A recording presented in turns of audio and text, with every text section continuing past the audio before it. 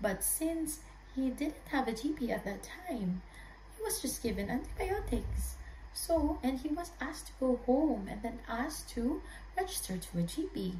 Kaya nga, I'm making this vlog to inform you the consequences of not registering yourself to a GP as soon as you arrive here in the UK.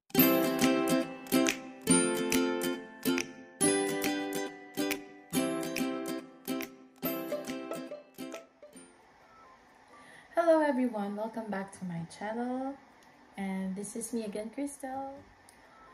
So I just want to give you an update about my life update as a nurse here in Scotland. So lately I took a leave of absence for about 2 weeks because I was so sick. With this diagnosis, my GP asked me to take a rest for 2 weeks because I was on medication and painkillers at the same time. So this topic is very important. I guess it's one of the most essential topics that we nurses need to know. This topic really makes us realize that health is wealth, especially if you are working on a private sector like me, because I'm not working with NHS.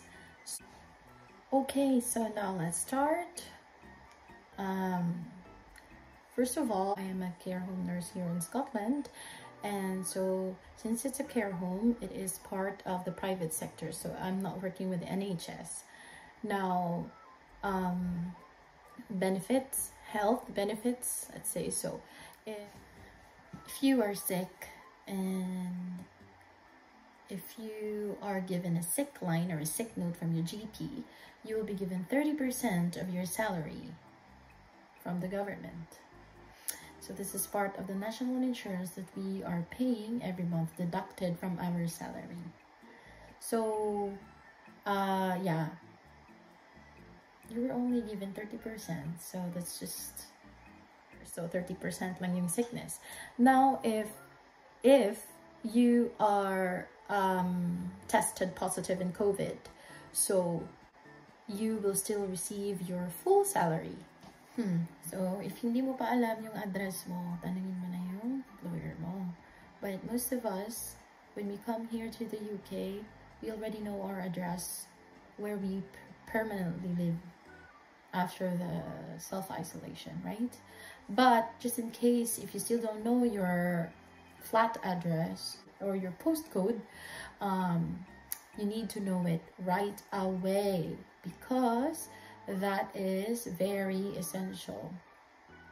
You will be looking for a GP nearest to your postcode, right?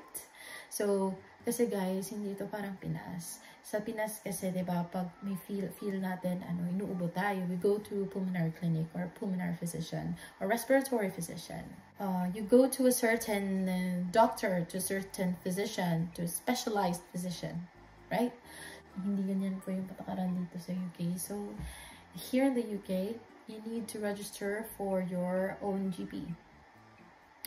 And this GP will be your GP forever unless you will change your address. So, if you change address, you also need to change your GP. Kasi your GP should be nearest to your home address. That's what I've said earlier. Because especially if we are new in the UK and we don't have cars, say here in Scotland, because the buildings are quite far to each other. So first, if you phone your GP, it's easy for you to go there, and it's easy for you to go back and forth if they wanted to check on you. Okay, so register during registration. So I don't know, maybe it differs from other GPs, from GP to GP. So, but in my case, I brought my passport and proof of address. So just those things. Provide them with your tenancy agreement with your landlord, so that's fine. after registration, about 24 to 48 hours, you will be in the system. Now, when you're feeling sick, all you need to do is phone your GP. Well, of course, your GP will not be the one answering the phone call. So it's the front desk or attendant or let's say secretary. You just need to say that you wanted to talk to your GP to consult something, and then they will ask you what is it all about. Then they will ask you for your phone number, and then you just have to wait for your GP's call. And then after that, your GP will phone you. So when your GP will phone you, you just tell everything what you're concerned about. So let's say if you're having this pain, and the duration of that pain, and how long has it been there, or how long have you been feeling that pain, and then when did it start? Stuff like that. So your GP will be assessing you via phone call. So because we're in the COVID generation, so we are not able to see our GP face to face. Now, so this time you will really describe everything up to the tiny detail of what you're feeling, so that your GP can prescribe you the right medication. Yeah, so this is your chance, guys. It's just like IELTS. You just have to describe everything. So IELTS speaking, diba? Nag-B ka naman. I mean, plus, so kaya mo yan. It's easy lang. Pero joke lang. Just answer what your GP asks you. Just keep it simple. Your GP will be very patient to listen to you. So by that time, you will have to do chika-chika with your GP. And then, because it's really hard to do an assessment without actually seeing your patient, right? So it's always the best to see your patient. But well, what can we do? So after that, your GP will tell you that you can pick up your prescription at the GP. So see, kung yung GP mo malayo, na sobrang malayo, tapos yun yung pinili mo, so aabutin ka pa ng anong petsa na. So when you get the prescription, all you need to do is go to the pharmacy and give that prescription to the pharmacist, and that's it.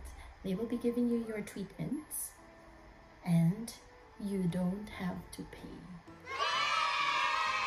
So unlike in the Philippines, that all our we don't have this easiest access to healthcare, like medication. So we still need to buy all the medication, even if paracetamol, even if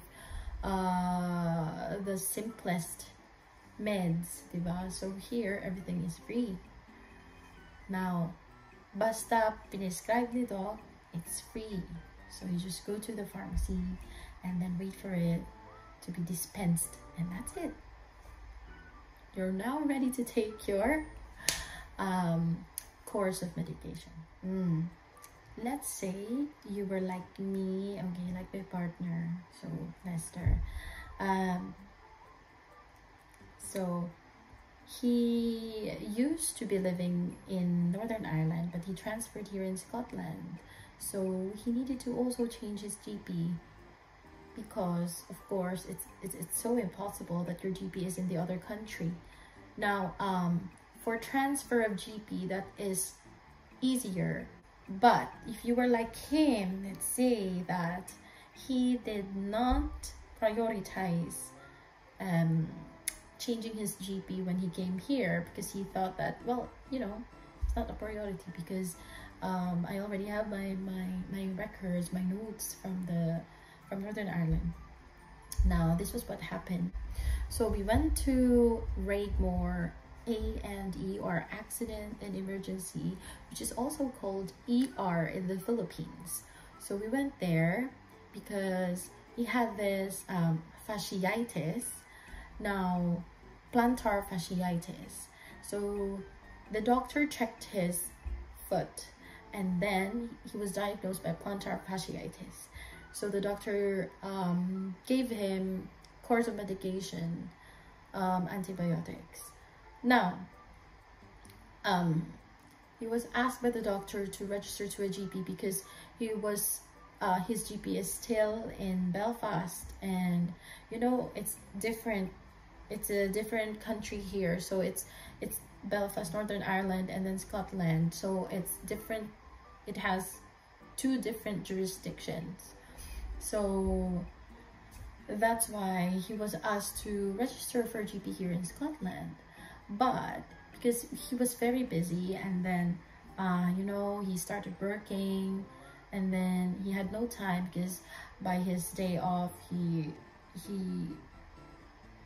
just rest, and then basically nakalimutan na lang kasi pinagpapaliban na, mamaya na. Now he had this another diagnosis which he had before.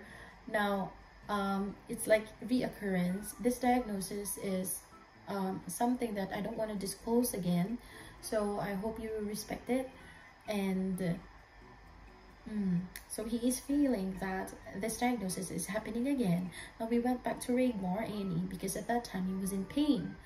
But so when the nurses and the doctor checked his records on their system, so they couldn't find his name still, because again, he is still not registered by with a GP here in Scotland. So it's really hard for him. It's really hard for the doctors to do interventions for him. So we went there, so chinek yung ano niya, something na hindi ko na i-share. Tapos, so he was given again a course of antibiotics. So this was the second time, take note. So yung second time, he was very in pain, and he didn't want to go home. He wanted to stay there at the hospital because he felt like the previous diagnosis is coming back. So he insisted to the doctor or the consultant who checked him. He insisted that this was the parang yung starting ng that diagnosis. So, and he was very worried. We were very worried because he might get a surgery ASAP. Now, but since he didn't have a GP at that time, he was just given antibiotics. So, and he was asked to go home and then asked to register to a GP. Now, when we went home, again, because he was so in pain, so I was the one who went to the GP. When I went to the GP, they wanted to see him, but you know, it's really hard. I tried to explain that it's really hard for Lester to go and see them because he was in pain. He is in pain at that time. Yeah. So pero you know what did they say? They just said, sorry, but we need to see him.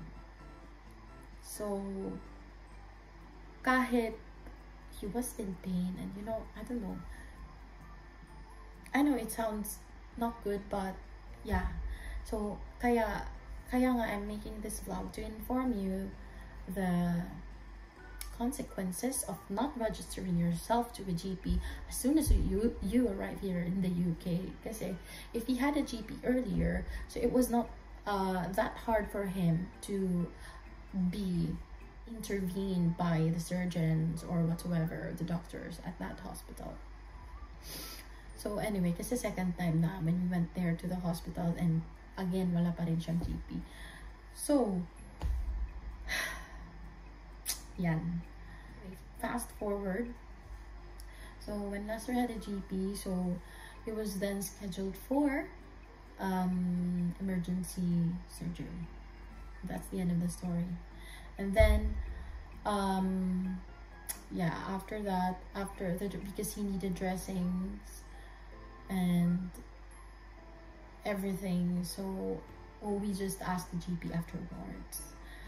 Ayun, so that's the most important thing about having a GP.